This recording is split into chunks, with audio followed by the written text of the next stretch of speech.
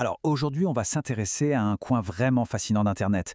Imaginez une chaîne YouTube qui est en fait une sorte de boutique. Mais attention, on ne parle pas de produits classiques. Non, là, on a un catalogue numérique de roches.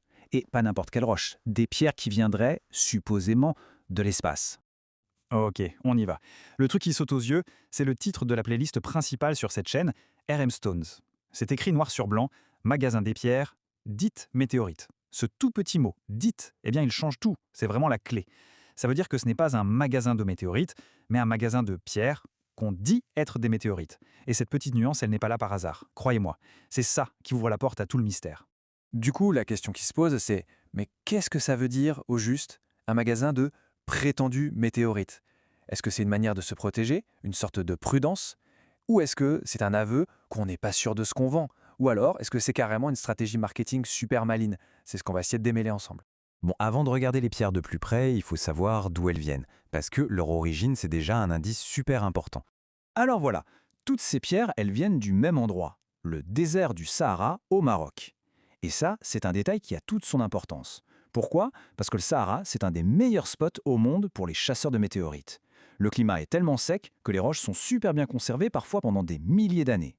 Et puis, avec ce paysage à perte de vue, c'est beaucoup plus simple de les repérer. Donc pour l'instant, le contexte y tient la route, c'est tout à fait plausible. Et ce n'est pas tout. La chaîne va même plus loin. Elle donne des noms de lieux précis pour la collecte. Tishla, Smara, Dakhla. Ça ancre vraiment le récit dans la réalité. Ça donne un poids géographique à ces pierres qui pourraient, qui sait, venir d'ailleurs. Ok, on a le lieu, maintenant parlons des pierres elles-mêmes. Et là, accrochez-vous parce que c'est là que ça devient complètement fou. Les affirmations qu'on trouve sur cette chaîne, c'est juste vertigineux. Alors, premier exemple. Le titre d'une vidéo annonce, ni plus ni moins, une chondrite lunaire. Oui, une pierre qui viendrait de la Lune. Il faut savoir que les météorites lunaires, c'est ultra rare, ça vaut une fortune. Donc là, l'affirmation, elle est juste spectaculaire. Autre chose qui revient souvent, les météorites vertes.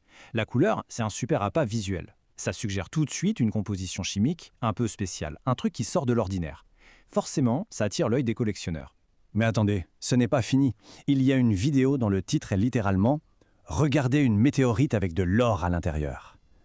Alors là, une météorite avec de l'or, ce serait une découverte scientifique mais aussi financière monumentale. C'est le genre de truc qui change une vie.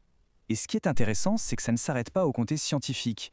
La chaîne explore aussi le potentiel commercial et même un peu métaphysique. On voit des titres comme météorites de bijouterie ou pierres précieuses pour la thérapie. En gros, on élargit le public. On ne vise plus seulement les collectionneurs de météorites, mais bien plus de monde.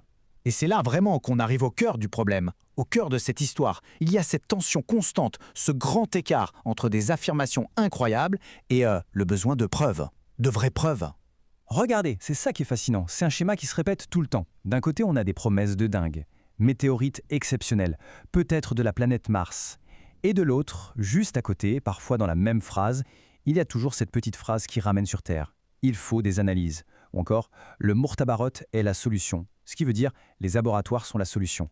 C'est comme si chaque affirmation incroyable était immédiatement suivie d'un avertissement. Attention, sans analyse scientifique, tout ça, ce n'est que de la spéculation. Et cette ambiguïté, en fait, elle n'est pas du tout cachée. Au contraire, on a l'impression que c'est le cœur même du projet. D'ailleurs, la chaîne le dit elle-même de manière plutôt transparente. Voilà ce qu'on peut lire dans la description de la playlist. Et ça résume tout à la perfection.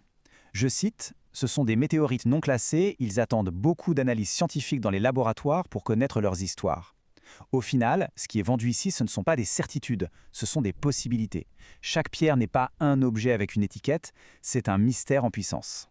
Donc, au bout du compte, cette boutique un peu spéciale de prétendus météorites, elle se trouve pile à l'intersection de plusieurs mondes.